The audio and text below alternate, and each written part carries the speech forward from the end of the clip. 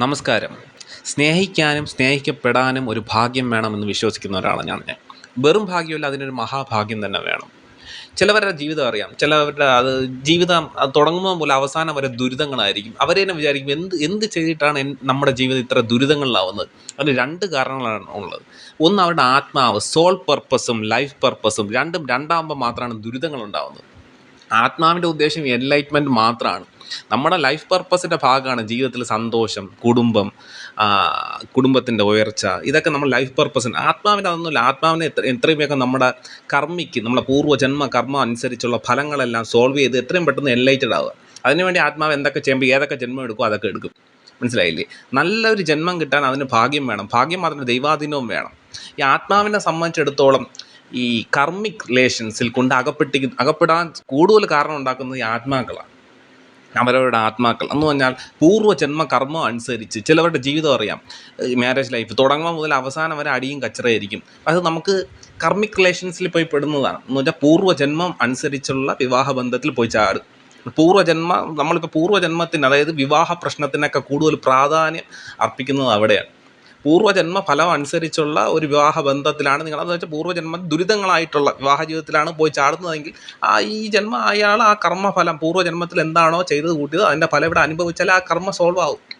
അത് നിങ്ങളവിടെ റിയാക്റ്റാണ് ചെയ്യുന്നത് എന്ന് വെച്ചാൽ ഒരാൾ നമ്മുടെ വഴക്ക് പറയുന്നു, അല്ലെങ്കിൽ നമ്മുടെ കൂടുതൽ നെഗറ്റീവ് പറയുന്നു, അതിനെ റിയാക്ട് ചെയ്തുകൊണ്ട് ആ ലൂപ്പിൽ അകപ്പെട്ടു പോയേ ഉള്ളൂ. നിങ്ങളവിടെ റെസ്പോണ്ട് ചെയ്യാൻ പഠിക്കണം. മനസ്സിലായില്ലേ? അതായത് പൂർവ്വജന്മത്തിൽ ആഗ്രഹം സാധിക്കും. പല ദുരിതങ്ങൾ നിങ്ങൾ അങ്ങോട്ട് കുറേ പണി കൊടുത്തിട്ടുണ്ടാവാം, ഇങ്ങോട്ട് കുറേ പണി, അതിൻ്റെ ഭാഗമായിട്ടാണ് വിവാഹ ജീവിതം അല്ലെങ്കിൽ എന്തെങ്കിലും ബന്ധം. ടോക്സിക് പാരൻസ് ഉണ്ടാവാം, അല്ലെങ്കിൽ ടോക്സിക് ആയിട്ടുള്ള ബന്ധങ്ങളിൽ പോയി ചാടാം.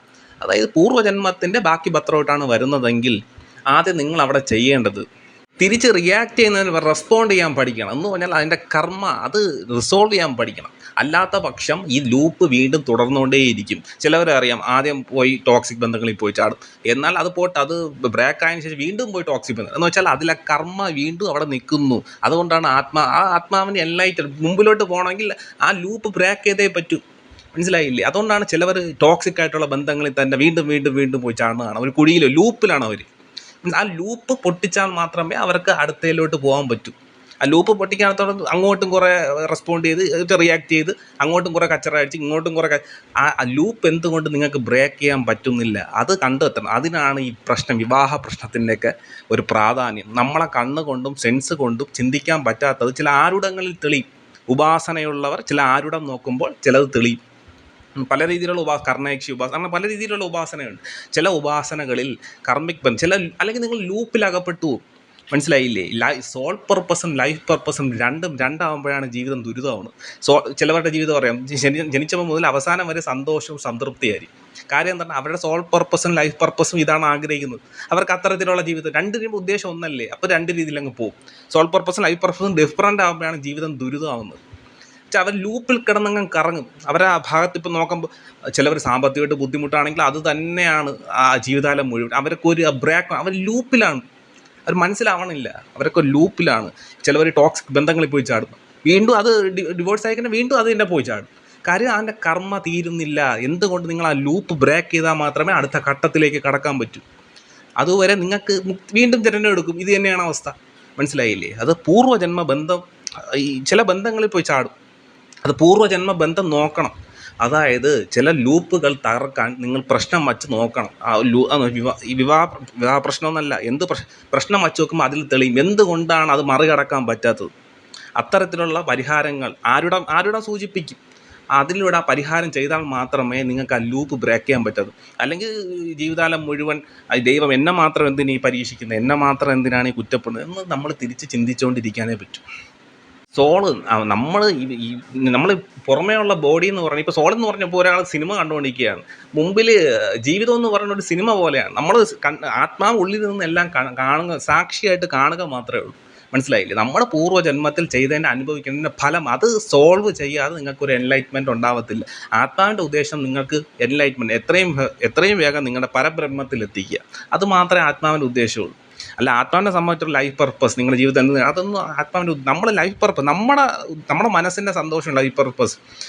നല്ലൊരു ജീവിതം, നല്ലൊരു കുടുംബം, പണം, ഇതൊക്കെ നമ്മൾ ലൈഫ് പർപ്പസിൻ്റെ ആത്മാവിനെ സംബന്ധിച്ചിടത്തോളം എത്രയും വേഗം കർമ്മിക് എല്ലാം തീർത്ത് എല്ലാം. അതുകൊണ്ടാണ് ഇങ്ങനത്തെ അവസ്ഥയിൽ കൊണ്ടെത്തിക്കുന്നത്. ഇപ്പോൾ സാമ്പത്തികമായിട്ട് ബുദ്ധിമുട്ടിക്കുന്ന ആൾ ആ ലൂപ്പ് തകർക്കാൻ മാത്രമേ നിങ്ങൾക്ക് സാമ്പത്തികമായിട്ട് പുരോഗതി ഉണ്ടാവത്തുള്ളൂ.